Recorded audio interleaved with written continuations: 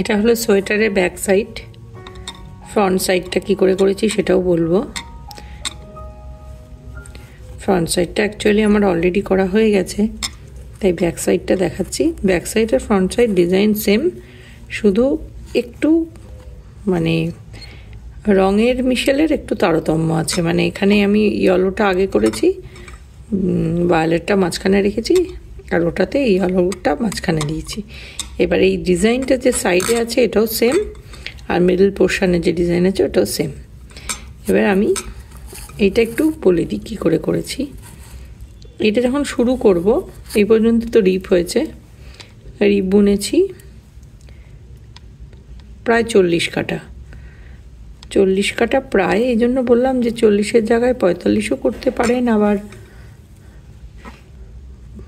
আরও কমও করতে পারেন, 30ও করতে পারেন, সেটা আপনার নিজের ইচ্ছা মতো। তবে রিপটা একটুখানি শর্ট সোয়েটার তো, রিপটা একটু বেশি চওড়া হলেই ভালো দেখায়।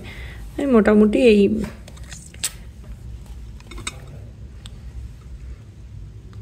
4 ইঞ্চি মতো করেছি। 4 ইঞ্চি রিপ করেছি।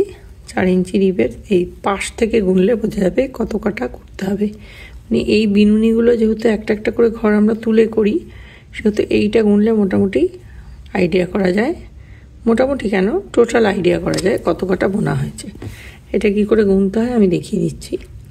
এই যে সাইডে বিনুনিগুলো পড়েছে, এই বিনুনিগুলো দেখে দেখে হিসেব করতে হবে।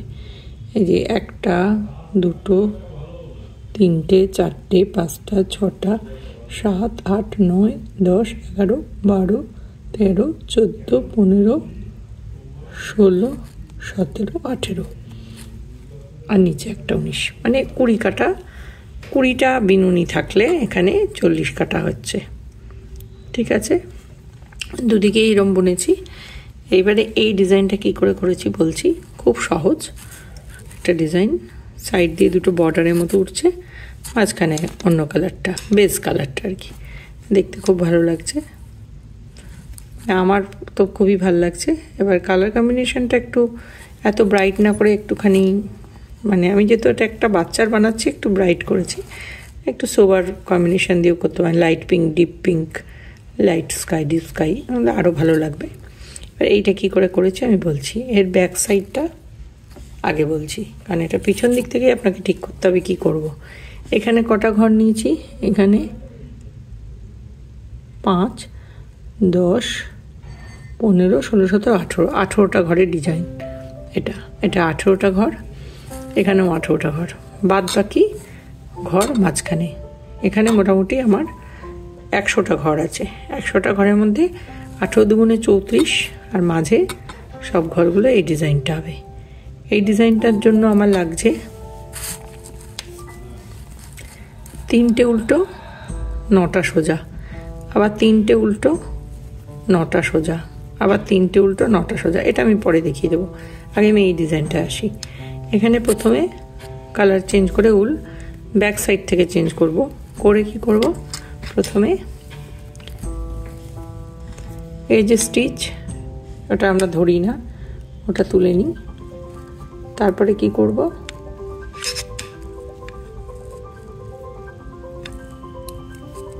চারটে সোজা,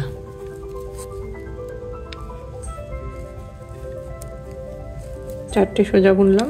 চারটে সোজা বোনার পরে 4টে উল্টো,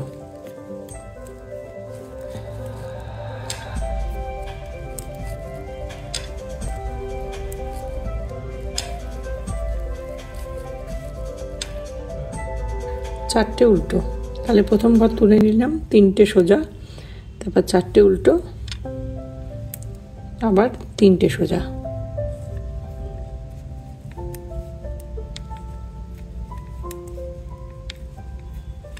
তিনটে সোজা বোনার পরে আবার 4টে সোজা, এই 4টে উল্টো,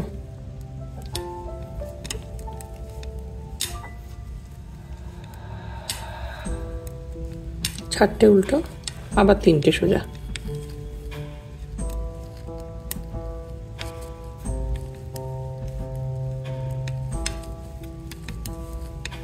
তাহলে কি করলাম, প্রথম থেকে দেখাই।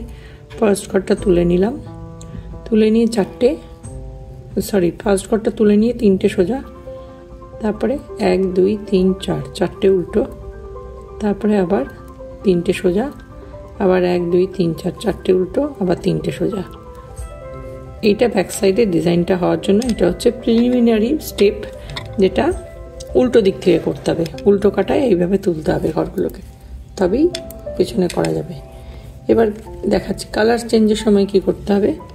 সামনের দিকে কখনোই ক্রিস ক্রস করবেন না, খুব খারাপ লাগবে দেখতে। উল্টা সামনে আনতে হবে, এনে এই উল্টাকে এর ভেতর দিয়ে পাস করাতে হবে এরকম ক্রিস ক্রস করে।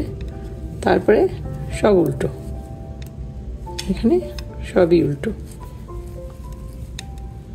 পরে কাটায় আমি ডিজাইন